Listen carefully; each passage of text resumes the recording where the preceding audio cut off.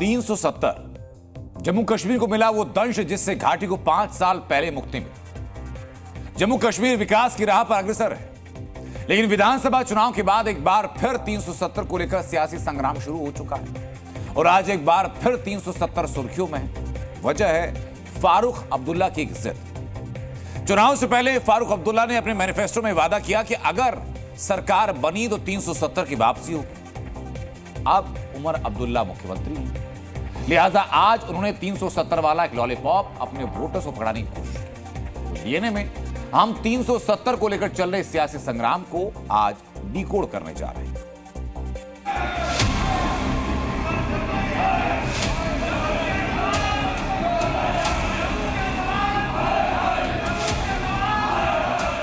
छह साल बाद जम्मू कश्मीर विधानसभा का सत्र शुरू हुआ और तीसरे ही दिन क्या तस्वीर सामने आई, जरा वो देखिए।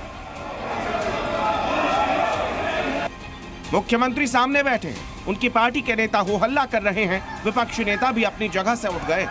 कोई कुर्सी पर खड़ा है तो कोई मेज पर चढ़ा है। इन तस्वीरों के साथ एक खबर सामने आई कि जम्मू कश्मीर विधानसभा में 370 की वापसी को लेकर प्रस्ताव पारित कर लिया गया है और इसी के साथ ये सवाल उठा कि क्या जम्मू कश्मीर में दोबारा लागू हो जाएगा 370।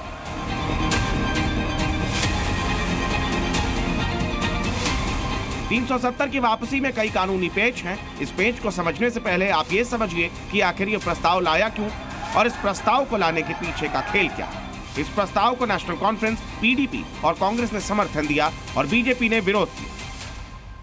अगर इस्लामिक एजेंडा या फिर नेशनल कॉन्फ्रेंस एजेंडा लागू करने का प्रयास करेंगे, वो कतई भी लागू नहीं होने देंगे। 5 अगस्त 2019 को देश के संविधान का जो मंदिर है पार्लियामेंट ने पास किया है और इनके मेंबर ऑफ पार्लियामेंट वहां मौजूद थे जब पास हुआ था और उसके बाद ये लोग सुप्रीम कोर्ट में गए। सुप्रीम कोर्ट ने भी कहा कि एक भारत श्रेष्ठ भारत, कश्मीर से लेकर कन्याकुमारी तक एक देश है, वही सोच चलनी चाहिए। और मुझे लगता है कि अगर इनको ऐसे समझ नहीं आएगा तो दूसरे तरीके से भी समझाना आता है। प्रस्ताव आखिरकार पास तो हो गया, लेकिन बड़ा सवाल ये खड़ा होता है कि क्या इस प्रस्ताव को पास करने भर से 370 की बहाली हो जाएगी? तो जवाब है नहीं। जम्मू कश्मीर को खुसूसी दर्जा दिया जाए।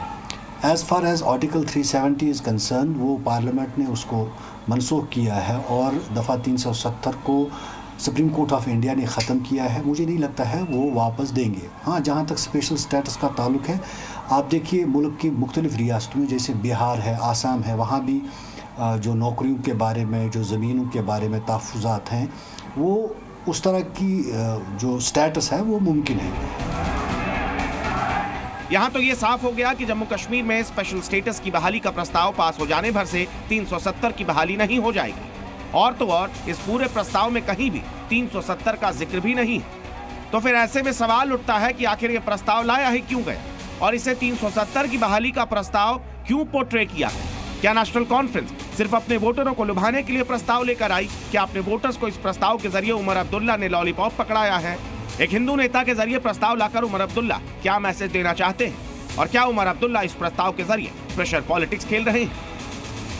नेशनल कॉन्फ्रेंस की जो एक राजनीतिक मजबूरी भी थी, क्योंकि पूरा चुनाव जो बहुमत उसने हासिल किया वो इसी मुद्दे पे हासिल किया था कि अनुच्छेद 370 को वापस लाने के लिए वो लड़ाई लड़ेंगे और उसे वापस लाएंगे। इस पर उन्होंने लोगों से वोट लिए थे। एक दौर था जब कश्मीर में पत्थरबाजी आम बात थी, कट्टरपंथियों का कब्जा था, लेकिन साल 2019 में जम्मू कश्मीर को 370 के चंगुल से आजादी मिली। कश्मीर में विकास कार्यों के लिए रास्ते खुले, कश्मीर के युवा मेन स्ट्रीम में शामिल हुए, लेकिन शायद कुछ सियासतदानों को ये रास नहीं आ रहा। शायद तभी तो बार बार 370 का राग अलाप रहे हैं। खालिद हुसैन, श्रीनगर, ज़ी मीडिया। ज़ी न्यूज़।